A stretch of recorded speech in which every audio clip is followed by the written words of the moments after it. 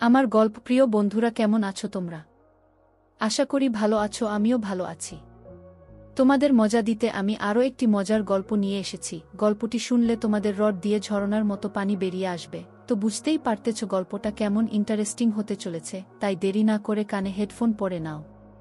আর যারা আমার সাথে কথা বলতে চাও বা ইমো নাম্বার পেতে চাও, আমি ভিডিওর মধ্যে নাম্বার দিয়ে দেব, আপনারা ভিডিও কলে আমার সাথে মজা করতে পারবেন। চলো তবে আর দেরি না করে শুরু করা যাক। হ্যালো বন্ধুরা, আমার নাম রুদ্রেশ। আমি কলকাতার একটু দূর রামনগর থাকি। আজ আমি তোমাদেরকে 1 বছর আগে ঘটে যাওয়া একটা গল্প বলবো। তার আগে আমি একটু নিজের পরিচয় দিয়ে নিই। আমার নাম রুদ্রেশ, বয়স 22। লেখাপড়া প্রায় শেষের দিকে। আমাদের ছোট পরিবার। আমি, আমার বাবা আর মা। বাবা একটা বাইরে চাকরি করে। 20 দিনের ছুটিতে বছরে একবার বাড়িতে আসে। আমার মা মরবিনা দেবী, ডাক নাম বিনা, বয়স 38। মা আমাকে খুব আদর করে, পাশাপাশি বিশ্বাসও করে। তবে কিছু ব্যাপারে আমাকে অতিরিক্ত শাসন করে। যদিও আদর করে বেশি আমি মাকে, তবুও একটু বেশি ভয় পাই। মার অবসর সময় কাটে পাশের বাড়ির মনীষা মাসির সাথে। উনারা আজ প্রায় 1 যুগ ধরে আমাদের পাশে আছেন। মাসির ব্যাপারে পরে বলছি, তার আগে বাড়িটার বর্ণনা দেই। আমাদের আর মাসির বাড়ি পাশাপাশি। বাইরে থেকে মনে হয় এক পাঁচিলের ভেতর দুটো বাড়ি। আমাদের বাড়ির দক্ষিণে একটা পাঁচিল, তার ওপারে মাসিদের বাড়ি। আমার ঘর একেবারে দক্ষিণে। আমার আর মার ঘরের মাঝে একটা বাথরুম। যদিও আমাদের বাইরে একটা কোলতলা আছে। রান্নাঘরও বাইরে। দুটো ঘরের 3 পাশে পাঁচিল আর মাঝে 4 এর একটা গলি, সামনে উঠোন। পাঁচিলগুলো মাটি থেকে 9 ফুট উঁচু। মাসিদের বাড়িটাও একই ধাঁচের। দু বাড়ির মধ্যবর্তী দেয়ালে একটা গেট আছে, যেটা দিয়ে আমরা একে অপরের বাড়িতে যাই। এবার মাসির কথায় আসি। আগেই বলেছি উনার নাম মনীষা, মার সমবয়সী। উনার একটাই মেয়ে, যার বিয়ে হলো 1 বছর হলো, আর থাকে চেন্নাইতে স্বামীর সাথে। মেসো থাকে বাইরে। মাসি পুরো একা। সেজন্যই মার সাথে তার জমে ভালো। মাসি আমাকে মার মাথায় আদর করে, তবে আমি কখনই তাকে মা কিংবা মাসির চোখে দেখিনি। প্রথম যখন বইতে গল্প পড়েছিলাম, সেটি ছিল মাসিকে দেওয়ার গল্প, যে গল্পে মাসিটার বর্ণনার সাথে মনীষা মাসির বেশ মিল ছিল। সেই থেকে শুরু। মাসিকে আমার কল্পনায় একটা জগৎ তৈরি করলাম। মাসিকে দেখলেই আমার গায়ে কাঁপুনি উঠত। এমনিতেই আমার মাঝবয়সী নারীদের প্রতি বেশ দুর্বলতা ছিল। তাই মাসির সৌন্দর্য আমার অবস্থা খারাপ করে দিত। কিন্তু মার প্রতি কোনো যৌন অনুভূতি নেই। কিন্তু মাসির গলার আওয়াজ শুনলেই আমার বুক কাঁপতে থাকে। পরে ভাবলাম, হয়তো নিজের মা বলে তেমনটা ভাবতে পারি না, যেমনটা মাসিকে নিয়ে ভাবি।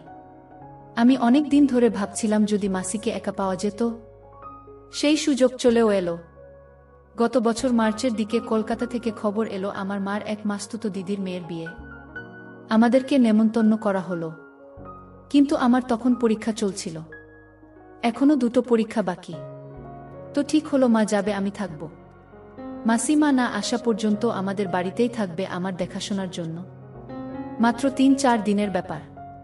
তো মা চলে গেল। আর আমিও তৈরি হতে লাগলাম আমার উকি মারার মিশন কমপ্লিট করার জন্য। আমি আমার ডিজিটাল ক্যামেরাটা রেডি রাখলাম। প্রথম 2 দিন পরীক্ষার জন্য এত ব্যস্ত ছিলাম যে কোনো কাজ করার উপায় ছিল না। পরের দিন দুপুরে আমি খেয়ে দিয়ে মাসিকে বাইরে যাবার নাম করে বেরুলাম। মাসি মার ঘরে। একটু পর আমি আলতো করে গেট খুলে ঢুকলাম। তারপর আমার ঘরের দক্ষিণ পাশের গলি দিয়ে ঢুকে বাড়ির পেছন গলি হয়ে উত্তরে মার ঘরের কাছে গেলাম। মার ঘরে 2টো জানালা, একটা উত্তরে আরেকটা পশ্চিমে। আমি পশ্চিমের জানালার নিচে বসে আছি। জানালার পাশেই খাট। আমি আস্তে করে উকি দিয়ে দেখি মাসি খাটে পা ছড়িয়ে শুয়ে আছে। মাসি দেখলাম মোবাইলটা নিয়ে কাকে যেন কল করছে। একটু পর যা শুনলাম, হ্যালো বিনা, কিরে, কি খবর তোর? আজ সন্ধ্যায় রওনা হবি? বলিস কি রে? ভালো করে মাস্তি কর। আর হ্যাঁ শোন, কাল আসার পথে একটা অলিভ অয়েলের কৌটো আর 6-7 প্যাকেট মৌজা নিয়ে আসিস। আমার আর কি খবর বল? তুই নেই, আর তার ফলে দেহটা একেবারে চুপসে গেছে রে। তাড়াতাড়ি আয়। Okay bye. মাসির এ কথা শুনে আমি আর কি উকি মারব, আমার মাথা বনবন করে ঘুরতে লাগলো। আমি এমন একটা নিরাপদ জায়গা খুঁজতে লাগলাম, যেখান থেকে খুব নিরাপদে মার ঘরে উকি মারা যাবে। ভাবতে ভাবতে পেয়েও গেলাম। বাথরুমের উপর একটু খালি জায়গা আছে। ওখানে উঠে হার্ডবোর্ড টেনে দিলে বাহির থেকে কেউ বুঝতেই পারবে না আমি এর ভেতর আছি। আর ভেন্টিলেটর দিয়ে মার ঘরটাও পুরো দেখতে পারবো। পশ্চিমে আরেকটা ভেন্টিলেটর আছে যেটা দিয়ে হালকা বাতাস পাওয়া যাবে, তবে গরমে বেশ কষ্ট করতে হবে। তা হোক, অন্তত আসল ঘটনাটা তো জানতে হবে। আমি এবার তৈরি হতে লাগলাম। মা আসুক, তারপর দেখি কি করা যায়। আর যদি বেশি রিস্কি হয় ব্যাপারটা, তাহলে গলির ওখান দিয়ে জানালা উকি দিতে হবে। আমি প্রস্তুত। মা আগের দিন সন্ধ্যা রওনা দিলেও পৌঁছল আজ দুপুরে। বাড়িতে ঢুকে আমাকে দেখে একটা হাসি দিল, তবে সেই হাসি দেখেই বুঝতে পারলাম যে মা আমার অনেক ক্লান্ত। মা তার ঘরে ঢুকলো, আমিও পেছন পেছন গেলাম। মা হ্যান্ডব্যাগটা বিছানা রেখে চুলের বাঁধন ছাড়তে ছাড়তে আমার টুকটাক খবরাখবর নিল। তারপর আমাকে বলল যে একটু মাসির সাথে দেখা করবে। এই বলে মাসির বাড়ির দিকে চলে গেল। আমি দৌড়ে গিয়ে বারান্দার দরজাটা লাগিয়ে মার ঘরে এসে হ্যান্ডব্যাগটা খুললাম। দেখলাম একটা ক্রিম, 6 প্যাকেট মৌজা আর মার দরকারি কিছু জিনিস। এবার পাশের চেইনটা খুলতে আমি অবাক হয়ে গেলাম। আমার মাকে আমি আজ পর্যন্ত কখনো এটা না পরা অবস্থায় দেখিনি। আর উনি কিনা কলকাতা থেকে এসেছেন এটা না পরেই। আমার মাথায় আরেকটা প্রশ্ন জাগল, বাসে যেখানে 4 ঘন্টা লাগে সেখানে এত দেরি হলো কেন? আমি ঠিক করলাম কোনো প্রশ্নও নয়, শুধু আড়াল থেকে দেখে যাব। আমি মার ব্যাগটা আগের মতো রেখে চলে এলাম। দুপুরে খেয়ে দেয়ে মা ঘুম দিল। আমার মায়ের ঘুম খুবই গাঢ়, তাই আমি এই ফাঁকে আমার কাজ এগিয়ে নিতে চাইলাম। বাবার একটা পুরানো লুঙ্গি নিলাম, ভিডিও রেকর্ডার এর ব্যাটারি চার্জ করলাম, আর একটা খালি বোতল জোগাড় করলাম। বিকেলে মা ঘুম থেকে উঠলে আমি মাকে বললাম যে আজ রাতে খেলা আছে, আমি আমার এক বন্ধুর বাড়িতে সবাই মিলে খেলা দেখব, তাই রাতে বাড়ি ফিরতে দেরি হবে। মা জিজ্ঞেস করল কত দেরি হবে। যেই আমি বললাম রাত 2টা কি 3টা, অমনি মার মুখটা খুশিতে উজ্জ্বল হয়ে উঠল। মা হেসে বলল ঠিক আছে। তারপর মা মাসির বাড়িতে গেল আর আমাকে বলল যাওয়ার আগে আমি যেন তালা লাগিয়ে যাই। আমি মাথা নেড়ে সায় দিলাম। কিছুক্ষণ পর আমিও বেরুলাম, তবে ডুপ্লিকেট চাবি সাথে নিয়ে। কিছুক্ষণ পর আমি ফিরে আসলাম। এবার আমি আমার আস্তানা সাজাতে লাগলাম। বাথরুমের দরজার সামনে একটা স্টুল রেখে ওটার উপর দাঁড়িয়ে হার্ডবোর্ডটা সরিয়ে দিলাম। এরপর বাবার পুরানো লুঙ্গিটা, এক বোতল জল, একটা খালি বোতল মোতার জন্য উপরে তুলে নিলাম। তারপর আমিও উঠলাম, লুঙ্গিটা বিছিয়ে দিলাম।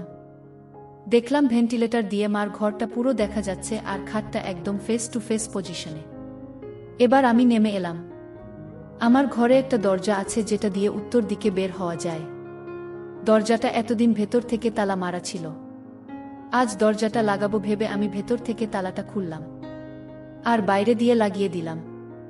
আমার কাজ মোটামুটি শেষ। আমি এবার বেরুলাম।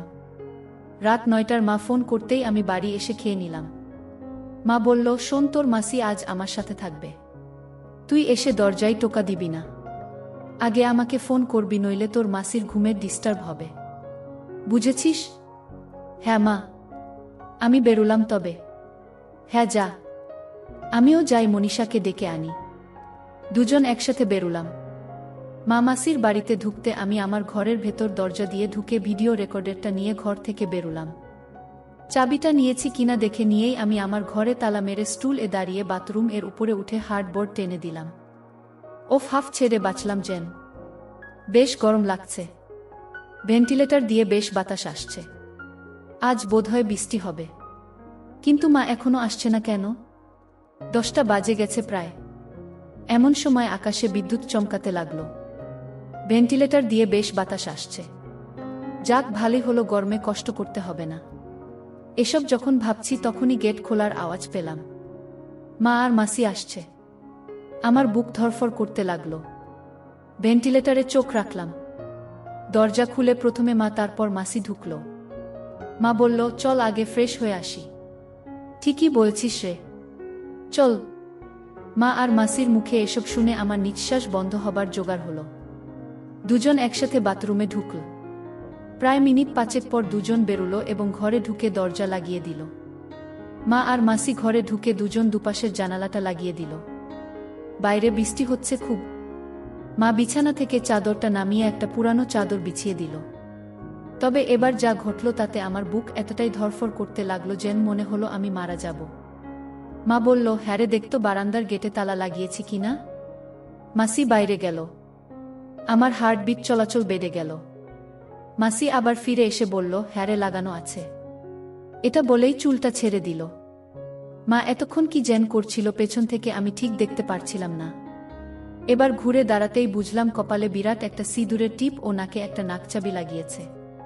ওটা দেখে মাসি বলল, কিরে আজ বোধহয় একটু বেশি গরম হয়ে গেছিস। ব্যাপারটা কি শুনি? বিছানায় যা আগে, তারপর বুঝবি ব্যাপারটা কি। মাসি হেসে এবার সম্পূর্ণ হয়ে গেল। এ আমি স্বপ্ন দেখছি না তো? মাসি সোজা গিয়ে বিছানায় আধশোয়া হল। খাটে হেলান দিয়ে আমার দিকে তাকিয়ে আছে যেন। মাসি এবার মাকে হাঁক ছুড়লবি না। তোর হলো? এখনো কাপড় ছাড়িসনি তুই? আসছি বাবা, আসছি। মা বলল, আজ রুদ্রেশ বাড়িতে নেই। সবে বাজে 10টা। এখনো হাতে 5.5 ঘন্টা বাকি। এত তারা কিসের? যদি আমার চোখ ভুল না করে থাকে তবে এটুকু বলতে পারি, চুল ছেড়ে দেওয়ার সাথে সাথেই মাকে ঘাতক মুভির বিন্দু মাসির মতো লাগছে। আমি মার থেকে চোখ ফেরাতে পারছি না। মা এবার মাসির পাশে গিয়ে শুলো। মাসি, হ্যাঁ রে, এবার বল। তুই তো জানিস আমার যে দিদির মেয়ের বিয়ে হলো, উনার একটাই ছেলে একটাই মেয়ে। তো মেয়ে এতদিন মুম্বাই ছিল, বিয়ের জন্য কলকাতায় এসেছে, আর ছেলেটা কলকাতাতে থাকে। এই ধর রুদ্রেশের বয়সী। উনাদের বিরাট বাড়ি, বেশ পয়সাওয়ালা বুঝলি। আমাকে তো বিয়ের অনুষ্ঠানের সব পোশাক উনারাই দিয়েছেন। এবার আসি আসল ঘটনায়। আমি যেদিন গেলাম তখনও তেমন আত্মীয় এসে পৌঁছায়নি। দিদি তো খুব খুশি। ওর ছেলেটা মানে পীয়ূষ আমাকে দেখে আরও খুশি। ছেলেটার গড়ন ঠিক আমাদের রুদ্রেশের মতন বুঝলি। তো ওখানে থাকতে গিয়ে একটা ব্যাপার খেয়াল করলাম, পীয়ূষ প্রায় সারাক্ষণ আমার আশেপাশেই ঘুরঘুর করে। আমি অতটা গুরুত্বের সাথে দেখিনি ব্যাপারটা। তো এভাবেই চলছিল। ঠিক ওই দিন সন্ধ্যা হতেই অন্য আত্মীয়রা আসতে শুরু করল। দিদির যা ছিল 2 জন। তোকে কি বলবো, দুটোই আগুন। মাসি বলল, কেন রে? আর বলিসনে। এসেই দেখলাম তারাজন পীয়ূষকে নিয়ে কোথায় যেন গেল। পরে জানতে পারি পীয়ূষের কাছ থেকে ওরা তখন সেবা। মাসি বলল, কি বলিস তুই?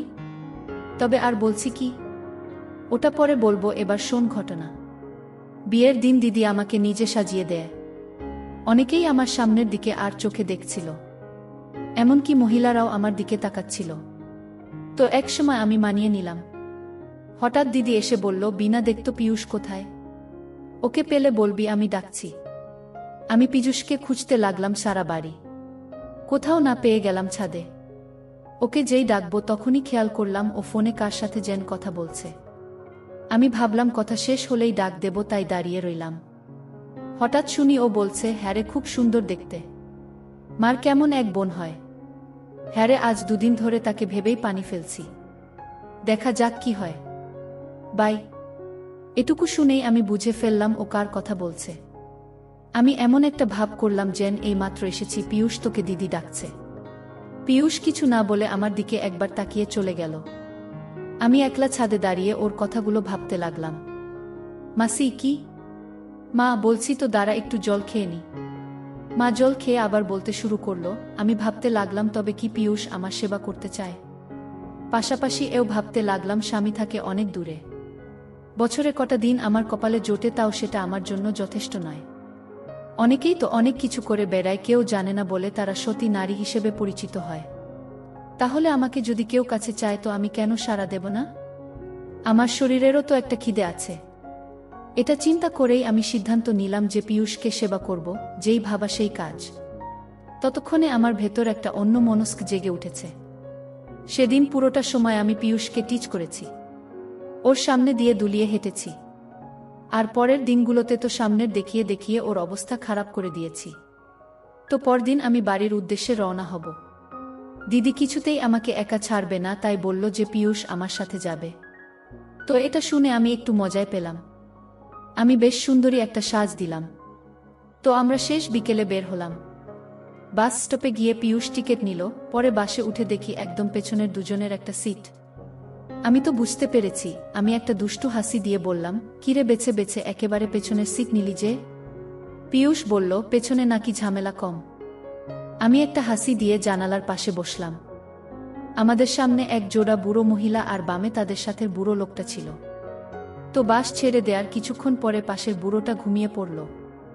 আমি জানালা দিয়ে বাইরে দেখছিলাম, কিন্তু আর চোখে দেখি পীয়ূষ আমার দিকে তাকিয়ে চোখ দিয়ে গিলছে।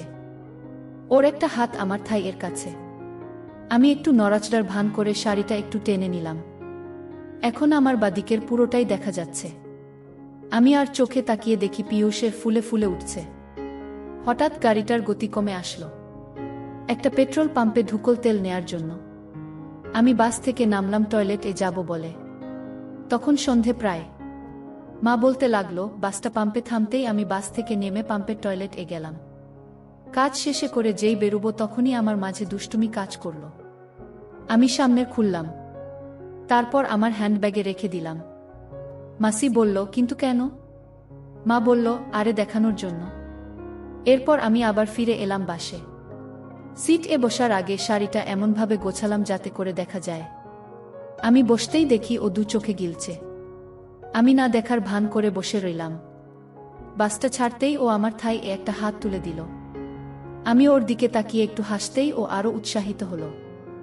এভাবে প্রায় ২০ মিনিট সেবা নিলাম। আমি তো প্রায় পাগল হয়ে যাচ্ছিলাম। হঠাৎ ও বলল, মাসি তৈরি হও, আমরা নাম। নাম মানে? মাসি কথা বলো না তো, যা বলছি করো। আমাকে ও যেন কি পেয়ে বসেছিল। আমি নিজেকে গুছিয়ে নামার প্রস্তুতি নিলাম। কোথায় নামছি, কেন নামছি কিচ্ছু জানি না। বাসটা একটা ছোট টাউন এ এসে থামল। আমরা নেমে পড়লাম। আমি ওকে জিজ্ঞেস করলাম, আমরা কোথায় যাব? আর বাস থেকে নমলামই বা কেন? ও বলে কিনা আমরা বাস এর ভেতর যে টেস্ট ম্যাচ শুরু করেছিলাম সেটার তো দ্বিতীয় ফরম্যাট খেলতে নেমেছি। আমি অন্যদিকে মুখ ফিরিয়ে হেসে দিলাম। এবার আমরা বড় রাস্তা পার হয়ে একটা ছোট রাস্তা ধরে এগোতে থাকলাম। কিছুক্ষণ হাঁটার পরে একটা রেল স্টেশন দেখতে পেলাম। স্টেশনটার উল্টো দিকে একটা পাঁচিলে ঘেরা বাড়ি। পীয়ূষ একটু দূরে গিয়ে কাকে যেন ফোন করল, আর কিছুক্ষণের ভেতর একজন ৪০ বয়সের মহিলা দরজা খুলে আমাদের ভেতরে নিয়ে গেল। বাড়িটিতে আমরা ছাড়া আর কেউ নেই। আমি পীযূষকে বাড়িটা কার জিজ্ঞেস করতেই ও শুধু বলল, অত জেনে লাভ নেই। আমরা বিরাট একটা ঘরে ঢুকলাম, যার সাথে অ্যাটাচ বাথরুমও আছে। পীয়ূষ ঘরে ঢুকে দরজা লাগিয়ে দিল, তার আগে ওই মহিলাটিকে কি যেন বলল। এরপর ও বাথরুমে গিয়ে ফ্রেশ হয়ে এলো। আমিও ফ্রেশ হয়ে বেরিয়ে এলাম। ও আমাকে রেখে কিছুক্ষণের জন্য বাইরে গেল, আর আমিও এই সময়টা কাজে লাগালাম। আমি হ্যান্ডব্যাগ থেকে লিপস্টিক বের করে গাঢ় করে লাল লিপস্টিক আর চোখে একটু কাজল দিয়ে নিলাম। ঘরে একটা আয়না ছিল, ওটাতে দেখে নিজেকে বেশ সুন্দরী মনে হলো। তাও ভাবলাম কিছু একটা বাদ পড়েছে। আমি তখন আমার বাগ খুলে একটা নাকচাবি বের করলাম। এই যে দেখছিস নাকচাবিটা, এটাই। ওটা নাকে লাগিয়ে আবার আয়নায় দাঁড়াতেই নিজেকে আরো সুন্দরী মনে হলো। ঘড়িতে তখন রাত ৯টা। একটু পরেই দরজায় টোকা পড়ল। আমি দরজা খুলতেই ও আমার দিকে হা করে তাকিয়ে রইল। আমি কোমরে ২ হাত রেখে একটু বেঁকিয়ে বুকটা ফুলিয়ে দাঁড়ালাম আর ওকে বললাম, কিরে ভেতরে আসবি না? ও কোনমতে ঘরে ঢুকল। আমি দরজাটা লাগিয়ে ওর দিকে ঘুরতেই দেখি ও আমার দিকেই তাকিয়ে আছে। আমি খুব অবাক হচ্ছিলাম যে ছেলে বাসে এতক্ষণ ধরে কষ্ট করল, অথচ সেই এখন বোকার মতো দাঁড়িয়ে আছে। আমি ওকে বিছানায় ধাক্কা দিয়ে বসিয়ে দেই। পীয়ূষ আমার দিকে এক দৃষ্টিতে চেয়ে রইল। আমি ওকে জিজ্ঞেস করলাম, কিরে অমন করে কি দেখছিস? মাসি, তুমি না অনেক বেশি সুন্দর। তাই না কি? তা কবে থেকে? তুমি যেদিন আমাদের বাড়িতে এলে সেদিন থেকেই তুমি আমার রানী হয়ে গেছ। তাছাড়া কি? তাছাড়া আজ তুমি যে সাজ দিয়েছ তাতে তোমাকে সুপার ডুপার লাগছে। তাই বুঝি? হ্যাঁ গো তাই। মাসি, একটু দেখাও না। এত পাগল হচ্ছিস কেন? রাত তো পুরোটা বাকি। নাকি এ বাড়ি থেকে বের করে দেবে? একদম না। কি যে বলো না। বের করবে কেন? না মানে অচেনা বাড়ি। ভালো কথা, এটা কার বাড়ি রে? এই মহিলাটাই বা কে? এটি ওই মহিলারই বাড়ি। উনি আমার ছোট কাকিমার মাস্তুতো দিদি। আসলে এটা একটা সেবালয়। কি? হ্যাঁ গো হ্যাঁ, উনি এখানে এসবের দালালি করেন। এই ঘরটা হচ্ছে এ বাড়ির সবচেয়ে এক্সক্লুসিভ। শেষ পর্যন্ত তুই আমাকে এখানে নিয়ে এলি। তা বাবা, তুমি এই আস্তানাটা চিনলে কি করে? বারে ছোট কাকিমকে নিয়ে এখানে কত এসেছি। মানে আর কি? কাকিমাকে এখানে এসে কত সেবা করেছি। তুই তোর কাকিমকেও?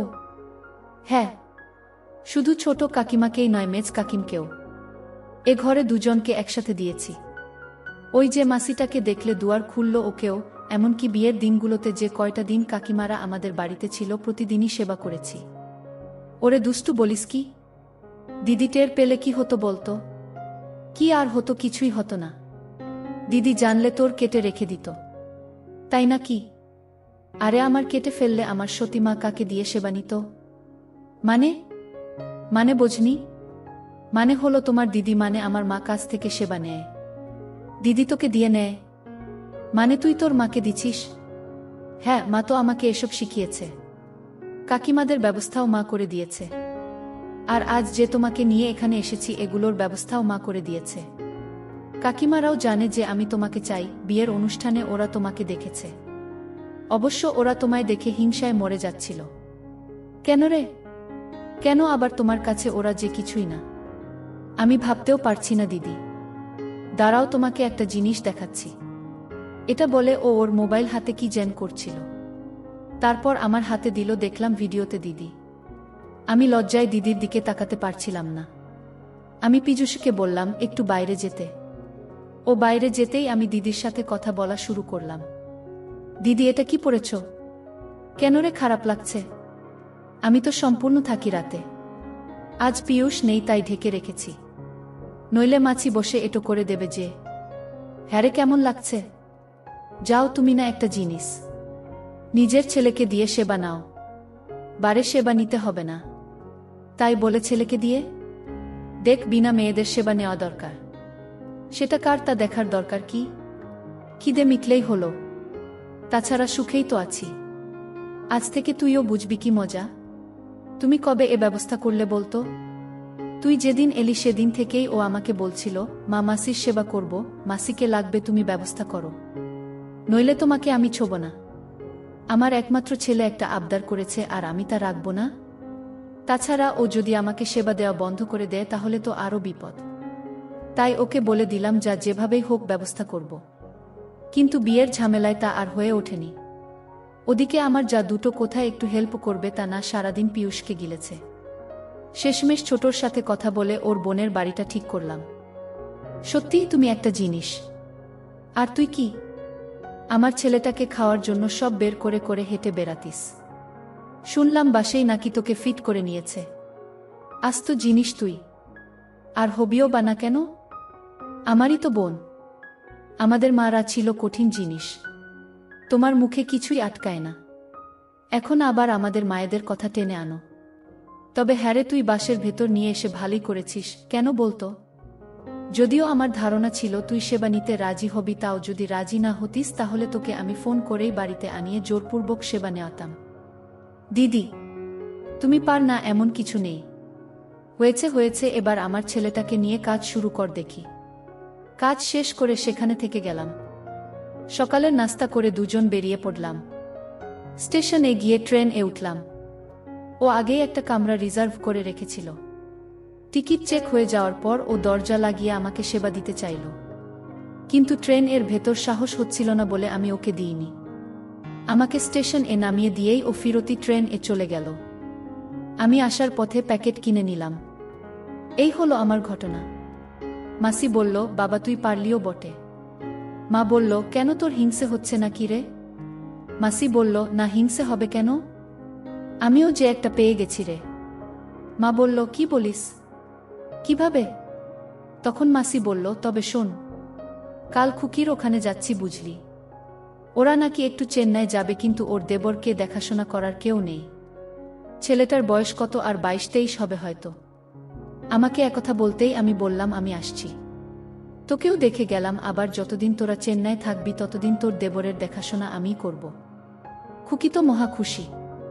আমিও খুশি, কারণ এই ফাঁকে আমিও ততদিন বেশ আয়েস করে সেবা নিব। মা বলল, কি বলিস তুই? তা ছেলেটাকে বাগে আনলি কবে? মাসি বলল, বারে গতবার ইশারা ইঙ্গিতে অনেক কিছুই বুঝিয়েছিলাম। আজ প্রায় কয়েকদিন হলো ভিডিও কলে বাগান দেখিয়েছি। এখন শুধু আসল কাজটাই বাকি।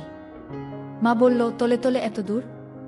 মাসি বলল, বারে আমাকে না জানিয়ে তুই দিতে পারলে আমি কেন পারবো না? শোন, তুইও যেমন আমিও তেমন। মা বলল, হ্যাঁ রে, আমরা হলাম এক জোড়া জিনিস। তাহলে তো আগামী কতদিন তোকে খুব মিস করব রে। কার সাথে হবে বলতো? কেন রে, তোর স্বামীকে বলো না, তোকে এসে দিয়ে যাক। আমার কি আর সেই কপাল আছে? এত দূরে থাকে আর আমার যে মাসে একবার সেবা নেওয়া সম্ভব না। মাসি বলল, কোনো চিন্তা করিস নে, অল্প কটা দিনই তো, তারপর তো আমি ফিরে আসবই। ততদিন না হয় নিজেকে ধরে রাখ।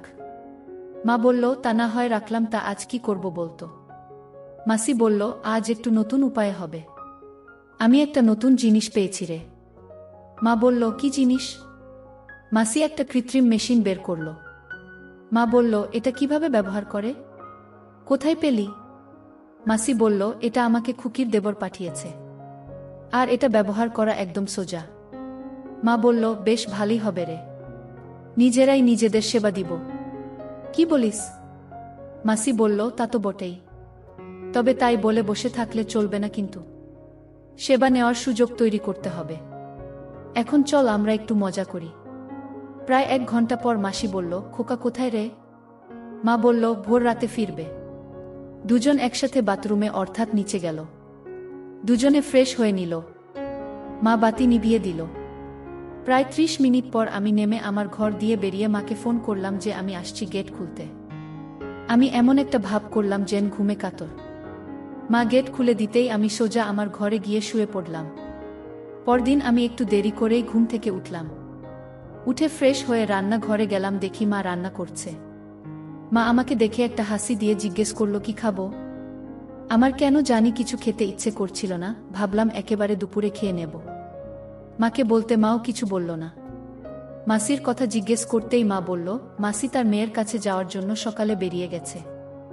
এভাবে সাদামাটা ভাবে কেটে গেল পরের 4টে দিন। আমি এর মধ্যে প্রতিদিন রাতেও মা আর মাসির রেকর্ড করা ভিডিওটা দেখে পানি ফেলতাম। তবে মা যে বেশ কষ্টে আছে তা বোঝা যাচ্ছে। আগে মাসি থাকায় সময়টা বেশ কেটে যেত, এখন মার রাতগুলো ছটফট করতে করতে কেটে যায়। মাসি যাওয়ার ঠিক 6 দিনের মাথায় এক রবিবারে মা বেশ ছুটাছুটি করতে লাগল। রান্না বান্না নিয়ে সকাল হতে বেশ ব্যস্ত হয়ে পড়ল। আমি মাকে জিজ্ঞেস করলাম, এত আয়োজন কেন? মা জানালো, তার মাস্তুতো দিদি কদিন আগে যার মেয়ের বিয়েতে কলকাতা গেল, উনি আসছেন। খবরটা শুনে আমার নিচে টনটন করে উঠল, কারণ এই মাসি একটা জিনিস, মনে হচ্ছে কিছু একটা হবে। আমি জিজ্ঞেস করলাম, কখন আসবে? মা জানালো, দুপুর 2টো নাগাদ চলে আসবে। আমি এরই মধ্যে স্নান সেরে নিলাম। মাও স্নান সেরে বেশ পরিপাটি হয়ে নিল। মাসি এলো দুপুর 2টায়। আমাকে দেখে মাসি বেশ অবাক হলো। বারবার মাকে বলতে লাগলো, তোর ছেলেটা বেশ বড় হয়েছে। এটা বলার পর দেখলাম মা ও মাসি দুজনেই মুচকি মুচকি হাসছে। যদিও আমি ব্যাপারটা ধরতে পারলাম না, তারপরও মাসির মুখে কথাটা শুনে বেশ লাগলো। মাসির নাম গৌরী, দেখতে বেশ সুন্দর।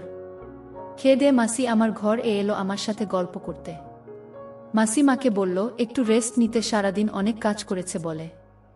মাও কথা না বাড়িয়ে আমাদেরকে রেখে ঘরে গিয়ে শুয়ে পড়ল। মাসি দরজা লাগিয়ে আমার বিছানায় উঠে বসে আমার সাথে গল্প করতে লাগল। আমার লেখাপড়ার খবরাখবর নিল। আমিও টুকটাক কিছু জিজ্ঞেস করলাম। পীয়ূষের কথা জিজ্ঞেস করতেই মাসি জানল পীয়ূষকে মুম্বাই পাঠানো হয়েছে। ও এখন থেকে নাকি ওখানেই থাকবে। হঠাৎই মাসির প্রশ্ন অন্যদিকে মোড় নিল। মাসি বলল, কিরে রুদ্রেশ, তোর কোনো গার্লফ্রেন্ড আছে? আমি বললাম, কেন বলতো? লজ্জা পাচ্ছিস কেন? তুই বিনার সাথে এসব নিয়ে কথা বলিসনি? মার সাথে? হ্যাঁ। কেন মাকে এসব বলা যায় না বুঝি? পীয়ূষ তো আমার সাথে এসব বিষয়ে খুবই ফ্রি। তোর মাকে কি তুই ভয় পাস নাকি? তা কিছুটা পাই। আমাকে ফ্র্যাঙ্কলি মনের কথা বলতে পারিস। ভয় পার কিছু নেই। বলো না, তোর গার্লফ্রেন্ড আছে কিনা? না, নেই। ও আচ্ছা, ভালো। তা কাউকে মনে মনে পছন্দ করিস নাকি? না, তেমন কোনো পছন্দ নেই। কি যে বলিস না, তোর মতো একটা সুপুরুষের গার্লফ্রেন্ড নেই, এটা কোনো কথা? কিভাবে কাটাস দিনকাল? পীয়ূষ তো মেয়েদের সঙ্গ ছাড়া থাকতেই পারে না। পীয়ূষের তো তোমার মতো একটা ফ্রেন্ডলি মা আছে, তাই ও এসব পারে। অবশ্য আমার মা যদি তোমার মতো হতো তবে আমিও পারতাম। তা কেমন মেয়ে তোর পছন্দ? এই ধরো, আমার চেয়ে বয়সে বড় মেয়েদেরকেই আমার বেশি পছন্দ। তোদের বয়সী ছেলেদের এই এক সমস্যা, শুধু বড় মেয়েদের দিকেই চোখ পড়ে তোদের। পীয়ূষেরও একই অবস্থা এখন দেখি তোরও। কে জানে কখন হয়তো বলে বসবি, মাসি তোমাকেই আমার পছন্দ। হা হা হা। সে তো কবে থেকেই আমি তোমাকে পছন্দ করি। বলিস কি? তা কবে থেকে আমাকে তোর পছন্দ? আমি একটু সাহস নিয়ে দুরু দুরু বুকে জুয়াটা খেলেই ফেললাম। তা মার মুখে যেদিন তোমার অসাধারণ গুণের কথা শুনলাম সেদিন থেকেই। তা কি সেই গুণটা শুনতে পারি কি? অবশ্যই পারো। আসলে মার কাছে তোমার আর পিয়ুষের সম্পর্ক আর পিয়ুষের জন্য মাকে ফিট করে দেওয়ার কথাটা শুনে আমি তোমার প্রেমে পড়ে গেছি।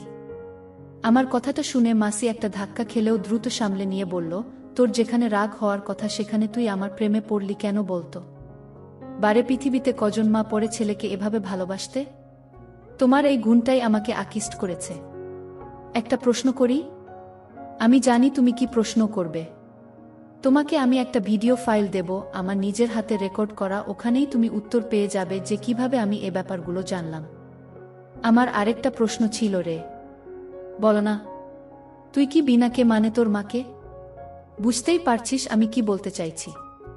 তোমার বক্তব্যটা কি শুনি। আমি মনে করি তোদের দুজনের মধ্যে এই সম্পর্কটা হওয়া উচিত। এতে দোষের কিছু নেই। আমি সহ আমাদের গ্রুপের প্রায় 10 জন নারী তাদের ছেলের সাথে এরকম সম্পর্কে জড়িয়েছি এবং সুখেই আছে। আমি আর পিয়ুষও বেশ আছি। তাছাড়া তোর মার পক্ষে তোর বাবাকে ছাড়া দিন কাটানো বেশ কষ্টকর। তোর নিজের ব্যাপারটা দেখ। তুই বিয়ে করতে আরও প্রায় 5-6 বছর। এতদিন কিভাবে থাকবি? তোর আর বিনার মধ্যে যদি ব্যাপারটা ঘটে তবে তুই অনেক শান্তিতে থাকতে পারবি। তোর বিয়ের সময় আসতে আসতে তোর মাও বেশ ঠান্ডা হয়ে আসবে। তাছাড়া তোরা একে অপরকে খুব গভীরভাবে ভালোবাসতে পারবি। সবচেয়ে বড় কথা হলো এটা খুবই নিরাপদ। জানাজানি হবার ভয় নেই এতে। বুঝেছিস আমি কি বললাম? আমি সবই বুঝলাম, কিন্তু মাকে এ কথা বলা আমার পক্ষে সম্ভব নয়। মাসি, ধুর বোকা, আমি থাকতে তোর কোনো চিন্তা নেই। আমি এমনভাবে সব সাজাবো যে বিনা নিজে তোর কাছে ধরা দেবে। তুই শুধু একটা কাজ করবি। আমি? কি সেটা? মাসি, আগামী 4 দিনের মধ্যে আমি সব গুছিয়ে ফেলব। তুই এই 4 দিনে আমার সাথে রোজ যোগাযোগ রাখবি। তবেই হবে। আমি বললাম, আর কিছু না? মাসি, না আর কিছুই না। মাত্র 4টা দিন। এর মধ্যে তোর মা যা খুশি করুক তুই বাধা দিবি না বা কোনো প্রশ্ন করবি না। শুধু রেগুলার ইমেলটা চেক করবি, ব্যাস এইটুকুই তোর কাজ। আমি সফল হব তো আমরা? মাসি বলল, এই আমার সামনের ছুঁয়ে বলছি সফল অবশ্যই হব। যদি সফল হই তবে আমাকে কি দিবি? আমি যা তুমি চাও তাই। মাসি একটা রহস্যের হাসি হেসে, মনে থাকে যেন। আর ব্যাপারটা যেন কেউ না জানে। যাই, তোর মার সাথে কথা বলেনি। আমাকে আবার তাড়াতাড়ি বেরুতে হবে। আমি, মাসি আজ থেকে যাও না। মাসি, না রে বাবা, একটা কাজে এসেছি বলে এদিকটাতে আসা, নইলে আসাই হতো না। আমি, এসেছো ভালোই হয়েছে। মাসি একটা হাসি দিয়ে উঠে মার ঘরে গেল। মার ঘর থেকে বেরুলো প্রায় 1 ঘন্টা পরে। তারপর আমাদের কাছ থেকে বিদায় নিয়ে চলে গেল, আর যাওয়ার আগে মার দিকে ফিরে বলল, দেরি করিস না যেন। কথাটা কাকে বলল বোঝা গেল না, কিন্তু আমরা দুজনই মাসির দিকে চেয়ে মাথা নাড়লাম। মাসি চলে যেতেই আমার মাথায় বন বন করে একটা কথাই ঘুরতে লাগলো, কি হবে 4 দিন পর, কিভাবে হবে? পরদিন সকালের কথা।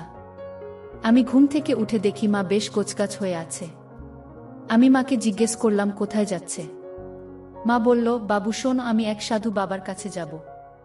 একটা মানত ছিল, সেটা পূরণ করতে ওখানে গিয়ে একটা পুজো দেব। আমি তোর জন্য সকাল আর দুপুরের খাবার তৈরি করে রেখেছি, কষ্ট করে খেয়ে নিস। আমি সন্ধে নাগাদ ফিরব। আমি মাকে কোনো প্রশ্ন না করে শুধু বললাম, ঠিক আছে যাও, কোনো চিন্তা করো না। মা বেরিয়ে গেল সাথে সাথেই। পর মুহূর্তেই আমি বুঝলাম নিশ্চয়ই এটা গতকালকে মাসির তৈরি করা প্ল্যান এর একটা অংশ। যাই হোক, আমি খেয়ে দিয়ে পুরো দিনটা কোনো মতে কাটালাম। রাত প্রায় 8টার দিকে মা বাড়িতে আসো। মাকে বেশ হাসি খুশি লাগছিল। আমি মাকে জিজ্ঞেস করলাম সব ঠিকঠাক মতো হয়েছে কিনা।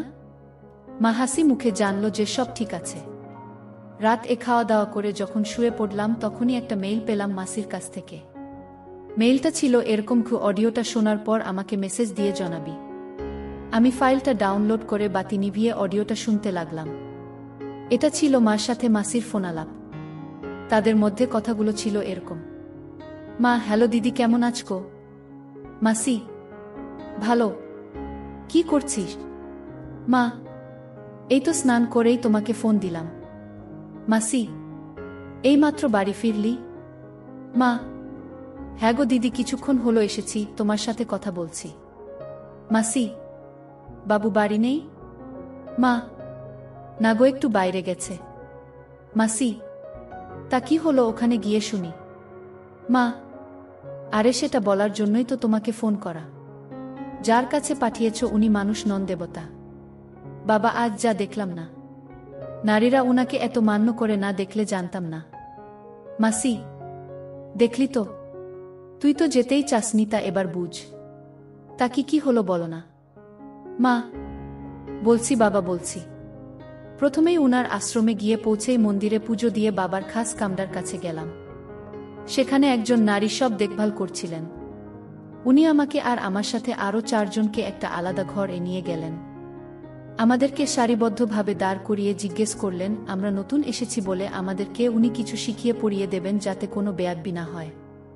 আমি নিজের কৌতূহল চেপে রাখতে পারলাম না। উনাকে বলেই ফেললাম, দিদি আপনি কি করে বুঝলেন ওখানকার 9 জনের ভেতর আমরাই নতুন এসেছি? উনি একটু হেসে বললেন, আপনাদের পোশাক দেখেই। আমরা সবাই একটু কৌতূহলী হতেই উনি ব্যাপারটা খুলে বললেন। আসলে বাবার সামনে সবসময় 2 টুকরো কাপড় পরে যেতে হয়, এর বেশি না। তাই আমি আপনাদেরকে ব্যাপারটা বলতে এসেছি। আপনারা যারা যারা পরে আছেন সেগুলো নামিয়ে ফেলুন আর গায়ে যে কোনো 2টো কাপড় রাখুন। কোনো লজ্জা পাবেন না। কাপড়গুলো ওপাশের বাক্সগুলোতে রেখে দিন। এখানে চুরির ভয় নেই। আজকের গল্পটি এ পর্যন্ত। এতক্ষণ সাথে থাকার জন্য ধন্যবাদ। দেখা হবে পরবর্তী কোনো ভিডিওতে।